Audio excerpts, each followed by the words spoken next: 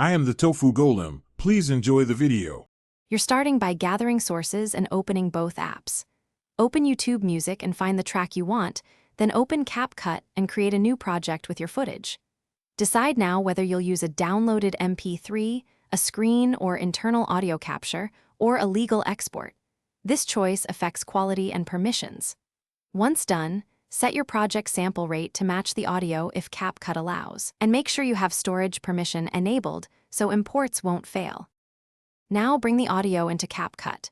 If you have an MP3, choose Import Audio from Device and pick the file. If you recorded from YouTube Music, convert to MP3 or M4A and then import. Conversion preserves compatibility. Drag the clip to the timeline and use the waveform and snapping controls to align beats with cuts. This is why matching sample rates earlier matters. Once aligned, use split and fade handles to remove silence and smooth transitions for a professional result. Finish by leveling and exporting. Lower or boost the track volume to match dialogue, add fades at the ends, and normalize if Capcut offers that to avoid clipping. Export with a high audio bitrate to keep fidelity. After export, play the file and confirm sync across devices. If audio is out of sync or missing, re-import using a different format or resample to 44.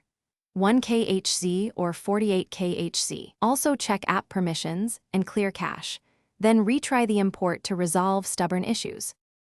Thanks for watching. Consider subscribing if we helped you today.